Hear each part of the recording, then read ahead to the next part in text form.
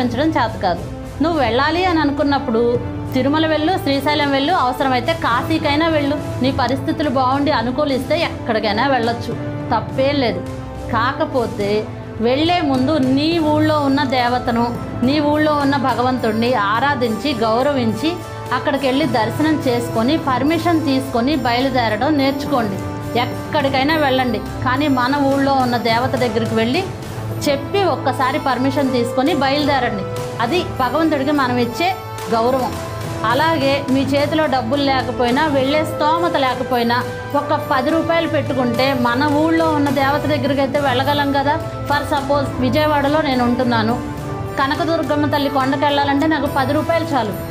మనసు బాగోలేనప్పుడు మన దేవత దగ్గరికి వెళ్ళి అక్కడ ప్రశాంతంగా 10 నిమిషాలు గడిపిరండి.